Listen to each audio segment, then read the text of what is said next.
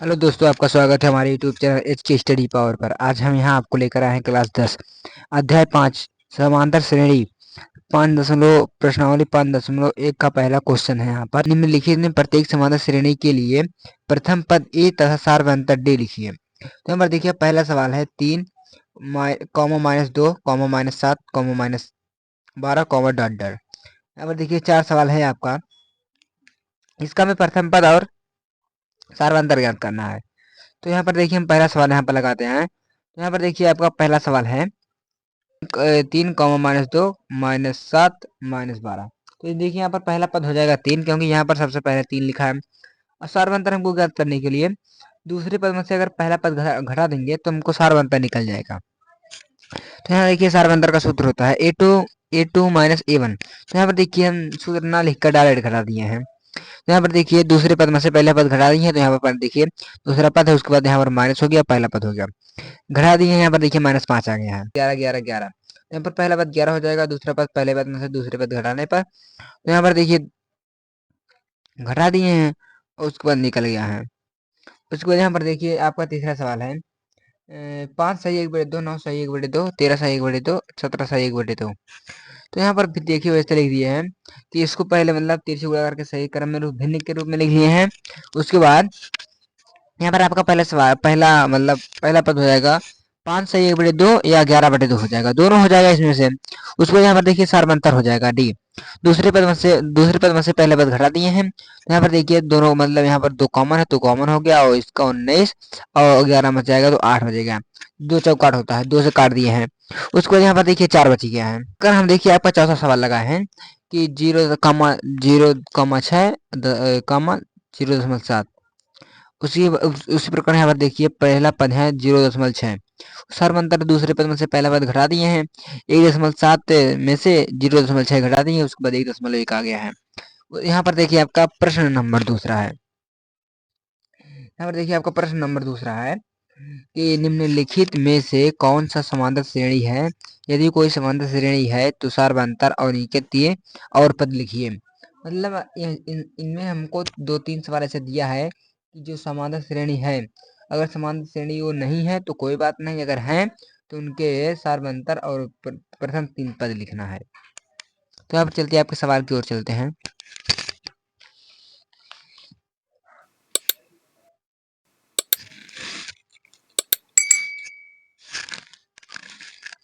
छह सवाल है। पहला सवाल है √3, √12, √27, √48।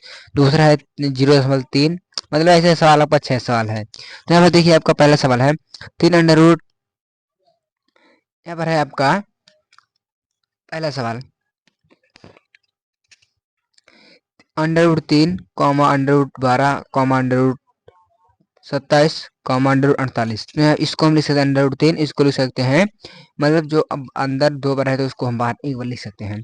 तो 4 3 12 होता है, 4 कमान 2 होता है। यहाँ पर 27, 3 3 का 9, 3 27 होगा। 3 √3 इसको हम ऐसे लिख सकते हैं। उसके बाद यहाँ पर देखिए D1 मतलब A2 में से A1 घटाने पर, तो इसमें में से इसको घटाएंगे तो यहाँ पर देखिए √3 में से घटाए हैं। उसके बाद यहाँ पर देखिए A2 मतलब A3 में से A2 तीसरे पद में से दूसरे पद घटाए हैं, तो यहाँ पर देखिए √3 बचा है। और यहाँ पर देखिए D3 मतलब चौथे में से पद में से तीसरे पद घटाए हैं, तो यहाँ पर भी √3 बचा है। D1 बराबर D2 बराबर D3 है, अतः यह समांतर श्रेणी में है। अगर मतलब सभी का समान सार्वंतर बराबर या मतलब डी बराबर हो तो वह समांतर श्रेणी में माना जाएगा। यहाँ पर देखिए इसके अगले 3 पद हैं, तो यहाँ पर देखिए इसका 3 पद दिया था, 14 पद निकालना है। A+4D plus A+5D A+6D। पहला पद यहाँ पर देखिए √3 था, और यहाँ पर गुणा हो जाएगा 4 का, और डी मतलब सार्वंतर √3 था। उसके बाद यहाँ पर देखिए सभी का ऐसा मान रख दिए हैं। उसके बाद यहाँ पर देखिए गुणा कर दिए हैं, तो √3 अब प्लस हो जाएगा यहाँ पर 4 √3, कॉमा हो जाएगा 3 + 5 √3 हो जाएगा। यहाँ पर प्लस हो जाएगा 3 √6 हो जाएगा। उसको यहाँ पर देखिए जोड़ दिए हैं आपस में 5 √3 मतलब 3 √4 √3 में से जुड़ जाएगा तो 5 √3 हो जाएगा। और यहाँ पर देखिए 6 √3 हो जाएगा, 7 √3 हो जाएगा। उसी प्रकार यहाँ पर आपका दूसरा सवाल है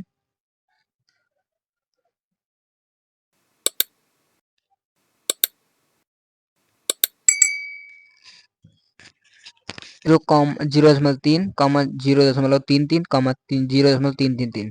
यहाँ पर देखिए D1 बराबर हो जाएगा A2 में से A1 घटाने पर, तो यहाँ पर देखिए घटाए हैं 0,03 आया है।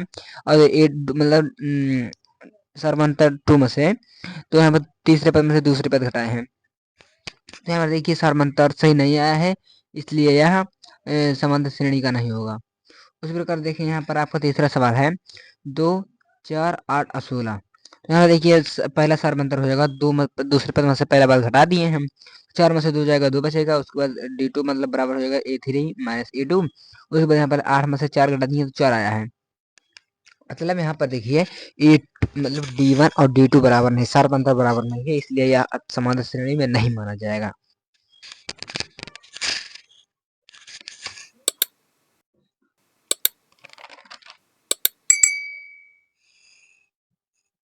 -1/2 -3.2 -5.2 -7.2। यहाँ पर देखिए D1 बराबर हो जाएगा, मतलब A2 में से एक A1 घटाने पर, तो यहाँ पर -3.2 माइनस क्वेश्चन में हो जाएगा -1 इंटू मतलब 0.2, क्वेश्चन में बराबर हो जाएगा यहाँ पर minus plus minus minus plus हो जाएगा यहाँ पर। उसके बाद यहाँ पर देखिए बचेगा -2, देखिए -3.2 प्लस 1.2 यहाँ पर घटाने पर तो -2 बचेगा। उसके बाद यहाँ पर देखिए माइनस मतलब D2 बराबर हो जाएगा -5.2, कम हो जाएगा मतलब क्वेश्चन में -3.2। उसके बाद यहाँ पर देखिए -2 आया है, इसका भी -2 आया है। हमारे देखिए A1 बराबर A2 बराबर A3 0.2 है, अतः यह समाधान श्रेणी में है। इनके 3 पद अगले हैं A+4D, A+5D, A+6D। यहाँ पर देखिए सभी को गुणा कर दिए हैं, तो यहाँ पर देखिए समाधान श्रेणी बन गया -9,2 और यहाँ पर -11,2 -13,2 हो जाएगा, यहाँ पर बन जाएगा। यहाँ पर देखिए आपका 5वां सवाल है कि 4,4 प्लस 2 अंडर रूट, और उसके बाद प्लस है 4 प्लस 2 अंडर रूट 2, उसके बाद 4 प्लस 4 प्लस 3 अंडर रूट 2 है। उसको यहाँ पर देखिए मतलब पहला हो जाएगा D1 बराबर हो जाएगा यहाँ पर 4 प्लस अंडर रूट 2 माइनस 4, मतलब दूसरे पद में से पहला पद घटा दिए हैं। उसके बाद देखिए अंडर रूट 2 आया है, D2 बराबर हो जाएगा A3 माइनस A2 बराबर हो जाएगा 4 plus under root 2 minus 4 plus under root 2 बराबर 2 हो जाएगा यहाँ पर। और D3 बराबर हो जाएगा A4 माइनस A3 बराबर हो जाएगा 4 प्लस 3 अंडर रूट 2 हो जाएगा। उसी प्रकार घटाएंगे, अंडर रूट 2 आ गया है। यहाँ देखिए D1 D2 और D3 अंडर रूट 2 के बराबर है, तो यह समाधान श्रेणी में है। इसके 3 पद यहाँ पर देखिए लिख दिए हैं, जैसे इस प्रकार पहले लगा उसी प्रकार देखिए सभी होगा। यहाँ पर देखिए सभी का मतलब आ गया है 4 प्लस 4 अंडर रूट 2, उसके बाद 4 प्लस 5 अंडर रूट 2 और 4 प्लस 6 अंडर रूट 2 हो जाएगा।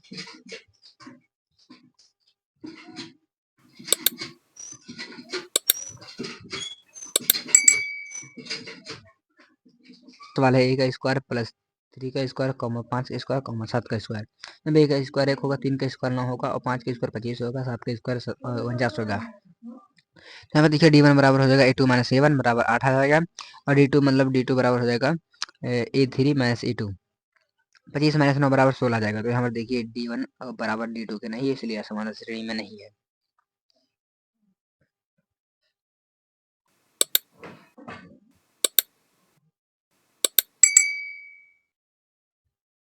पांचवा सवाल है, तीसरा सवाल है निम्नलिखित परिस्थितियों में किन स्थितियों में समान संख्याओं की सूची AP है, क्यों? अर्थमेटिक प्रोग्रेशन AP का मतलब। यहाँ पर देखिए पहला सवाल है उसका, प्रत्येक किलोमीटर के बाद का टैक्सी का किराया, जबकि प्रथम किलोमीटर के लिए किराया 15 किलोमीटर है और प्रत्येक अतिरिक्त किलोमीटर के लिए किराया 8 रुपये है। तो यहाँ पर देखिए उसको लगाते हैं, प्रथम किलोमीटर का किराया 15 रुपये है और मतलब अतिरिक्त किलोमीटर का किराया 8 रुपये है। तो यहाँ पर देखिए अगर हम जैसे मतलब 5 किलोमीटर चलना है तो पहले किलोमीटर का 15 रुपये दे रहा है, उसके मतलब दूसरे 2 किलोमीटर जाते हैं तो हमको 23 रुपये देना पड़ेगा, क्योंकि 15 में हमको 8 जोड़ा पड़े, अतिरिक्त किराया 8 रुपये है, तो हम 15 में 8 जोड़ेंगे 23 आएगा। उसी प्रकार है यहाँ पर अगर हम 5 किलोमीटर चलते हैं यहाँ पर देखिए आएगा किराया 47 रुपये हो जाएगा। तो यहाँ पर देखिए उसी प्रकार यहाँ पर ये है, तो मतलब पहले किलोमीटर को जोड़कर अतिरिक्त किलोमीटर में किराया देना है।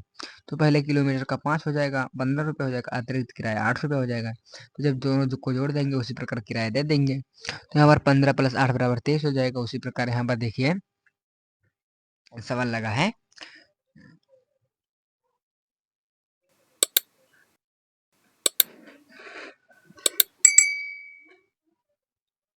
उसी बेलन में उपस्थित हवा की मात्रा जबकि वायु निकालने वाला पंप प्रत्येक बार में शेष हवा का 1/4 भाग निकाल देता है। तो समाधान श्रेणी नहीं है, मतलब इसका देखिए, जैसे मान लिया एक पंप है, अगर इसमें से हम एक बार हवा निकालेंगे 1/4, तो इसका जितना रहेगा उसका 1/4 निकल जाएगा। उसके बाद जो इसमें शेष बचा रहेगा,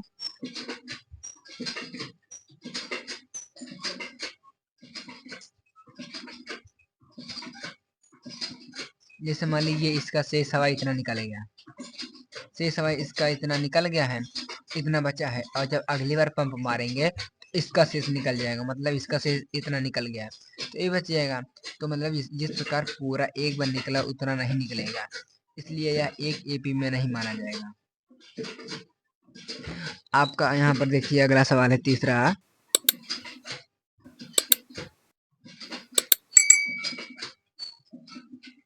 की खुदाई के लिए खुदाई के बाद कुआं खोदने में लगा आई लागत, जबकि प्रथम मीटर की लागत 150 रुपए है और बाद में प्रत्येक खुदाई की मीटर के 50 रुपए बढ़ जाते हैं।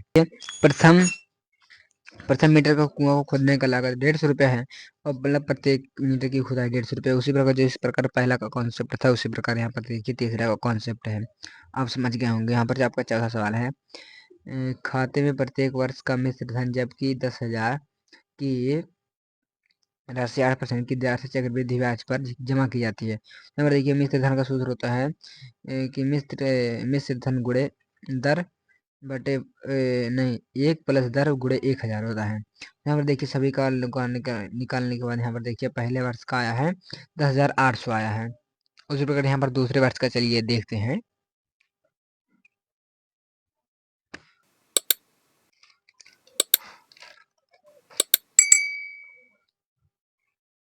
का निकालते हैं तो यहाँ पर देखिए 1,000 + 1 + 8 बटे 1,000 का होल स्क्वायर, यहाँ पर देखिए 10,000 + 10 + 8 बटे 100 का होल स्क्वायर बराबर हो जाएगा 10,000। तो यहाँ पर देखिए 108 बटे 10 का यहाँ पर देखिए होल स्क्वायर हो जाएगा। जब इसका वर्ग निकालेंगे तो 10,000 बटे इतना इतना इतना आएगा, तो इससे कट जाएगा। उसके बाद 11,668 मतलब वो 11,800 मतलब बराबर नहीं है, इसलिए यहाँ एपी में नहीं माना जाएगा।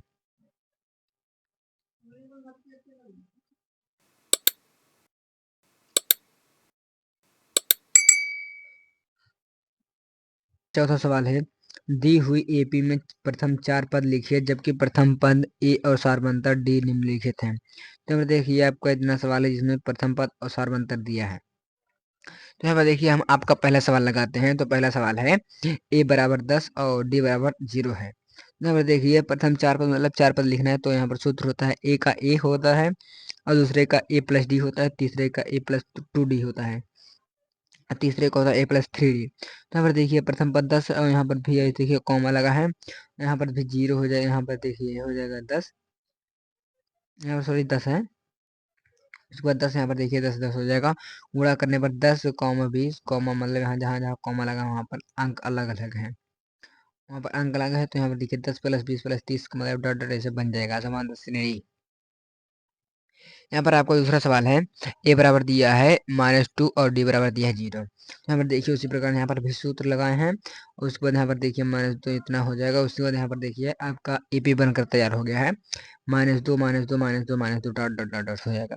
उसके बाद यहाँ पर देखिए आपका तीसरा सवाल है, ए बराबर 4 और डी बराबर 3 है। यहाँ पर देखिए आपका ऐसे सूत्र लिख दिए हैं। उसके बाद यहाँ पर देखिए ए 4 है, उसके बाद ए 4 + 3 + ए 4 × 2 × 3 ऐसे लगा दिए हैं। अब देखिए आपका एपी है 4 7 10 13।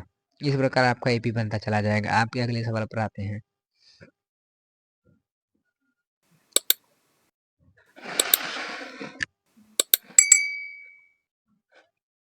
चौथा सवाल है, ए बराबर दिया -1 और यहाँ पर डी बराबर दिया 1/2। यहाँ पर देखिए इसे सूत्र लिख दिए। उसके बाद यहाँ पर देखिए हल किए हैं। यहाँ पर देखिए इसको यहाँ पर देखिए हल कर दिए, आप समझ लीजिएगा। यहाँ पर देखिए एपी बनकर आया है -a और कॉमा -1/2 0 1/2 आया है। आपके अगले सवाल पे चलते हैं। -1.25 और डी बराबर है -0.25। आपका सूत्र लिख दिया है। इसके बाद यहाँ पर देखिए हल किए हैं और उसके बाद यहाँ पर देखिए आपका एपी बनकर आया है 1.25 और कॉमा 1.5 और कॉमा 1.75 कॉमा 2.0। उस प्रकार आपको यहाँ पर देखिए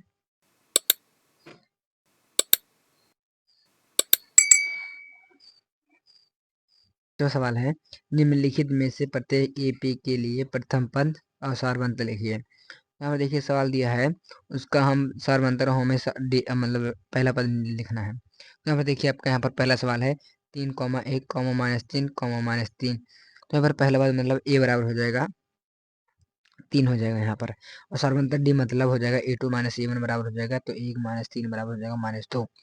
उसी प्रकार यहाँ पर देखिए आपका दूसरा सवाल है -5 -1 3 7 है। तो यहाँ पर पहला पद -5 हो जाएगा और सारवंतर डी मतलब E2 - A1 हो जाएगा। यहाँ पर देखिए -1 में से मतलब -5 घटाएंगे, तो यहाँ पर देखिए -1 हो जाएगा और माइनस माइनस प्लस हो जाएगा, तो -1 + 5 बराबर हो जाएगा 4। यहाँ पर सर मतलब सरवंतर हो जाएगा यहाँ पर।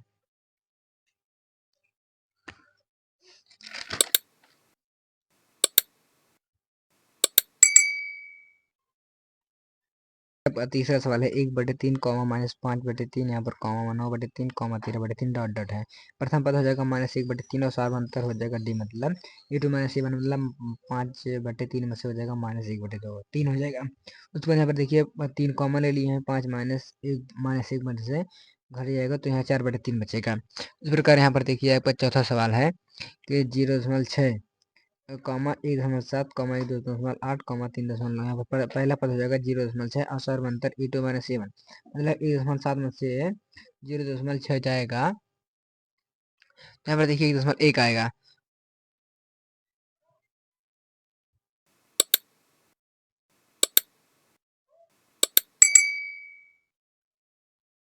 आपका छठा सवाल है, जांच कीजिए कि अनुक्रम 13, 10, 7, 4 समाना श्रेणी में है या नहीं। तो यहाँ पर देखिए D1 मतलब D1 हो जाएगा A2 - A1, 13 - 3 बराबर -3 हो जाएगा। D2 मतलब A3 - C2 बराबर हो जाएगा -7, 7 - 10 बराबर -3 हो जाएगा। D3 बराबर हो जाएगा -4,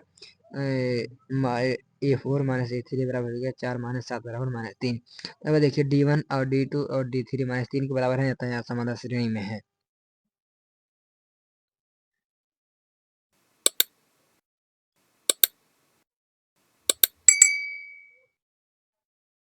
सातवां सवाल है, समांतर श्रेणी लिखिए जिसका प्रथम पद 5 और डी मतलब सारवंतर 3 है। तो अगर देखिए यहाँ पर सूत्र हो जाएगा A+1 + 1 + D और E+2D E+3D। तो यहाँ पर देखिए लगाने पर यहाँ पर देखिए आपका मतलब AP मतलब समान श्रेणी आया है 5 2 5 2 -1 -4 आया है। उसके बाद यहाँ पर आपका 8वां सवाल है, निम्न सूत्रों द्वारा परिभाषित संख्याओं के प्रथम 4 पद लिखिए।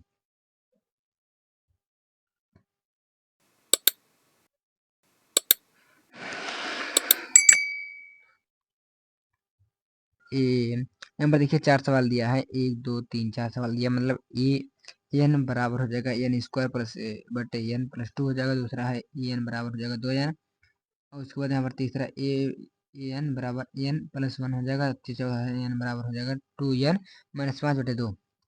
और देखिए पहला सवाल है n बराबर n² n + 2 हो जाएगा बटे, तो n बराबर 1 2 3 4 रखने पर 4 पद पूछा है प्रथम, इसलिए 4 तक रखने पर, तो यहाँ पर देखिए a1 बराबर हो जाएगा a का स्क्वायर a + 2 हो जाएगा, तो 1/3 हो जाएगा।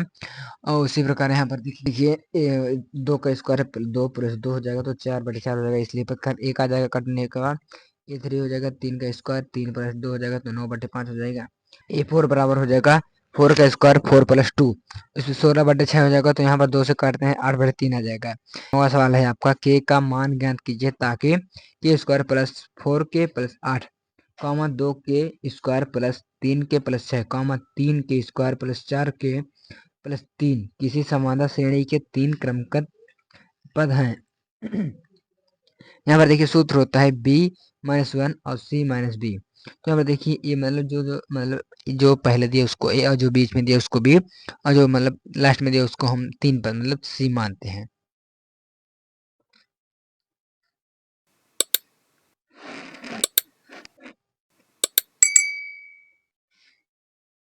तो जिस हिसाब से यहाँ पर देखिए रख दिए हैं, उसके बाद देखिए यहाँ पर ये रख दिए माइनस कोष्टक हो जाएगा, यहाँ पर माइनस कोष्टक में, तो इसके बाद माइनस से यहाँ पर तोड़ते हैं, माइनस को कोष्टक में ले जाते हैं, तो यहाँ पर देखिए आ जाएगा इतना। उसके बाद घटाने पर k² - k - 2 बराबर हो जाएगा k² + k - 2 हो जाएगा। तो यहाँ पर देखिए हो जाएगा, यहाँ पर -2 की हो जाएगा, यहाँ पर देखिए माइनस माइनस 0 हो जाएगा, तो यहाँ पर के बराबर हो जाएगा 0 - 2 हो जाएगा, तो यहाँ पर देखिए काटने पर 0 ही आएगा यहाँ पर।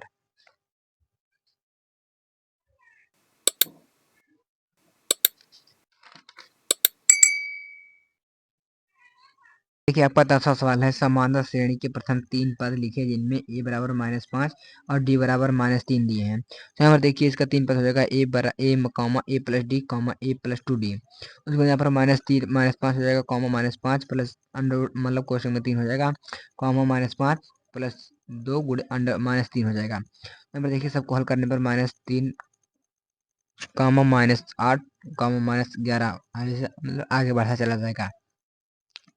उसको यहाँ पर देखिए आपका 11वां सवाल है, समांतर श्रेणी 0, 1/4, 1/2, 3/4 के अगले 3 पद लिखिए।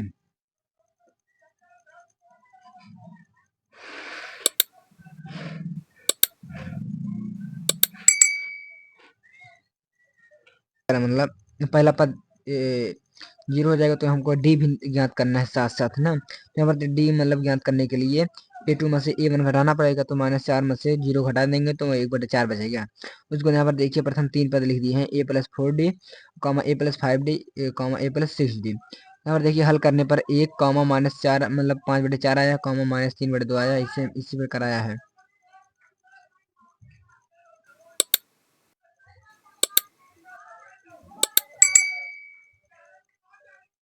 यहाँ पर देखिए उसी प्रकार मतलब 3 पता जाएगा, 1, 5/4, 3/2 इसी प्रकार आ जाएगा। उसको यहाँ पर देखिए आपका हम ब्रह्मा सवाल लगाते हैं।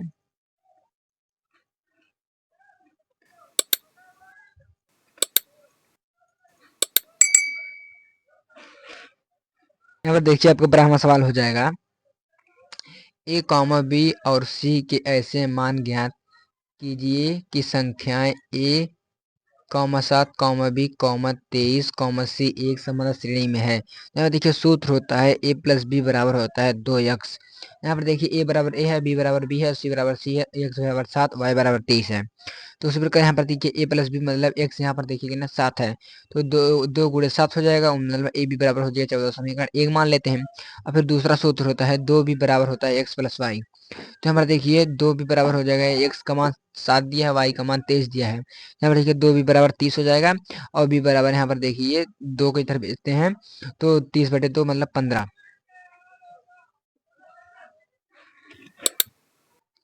तो यहाँ पर देखिए b बराबर 15 हो जाएगा, b का मान समीकरण 1 में रखने पर। तो यहाँ पर देखिए a का मान याद करने के लिए हमें b का मान समीकरण 1 में रखना ही पड़ेगा।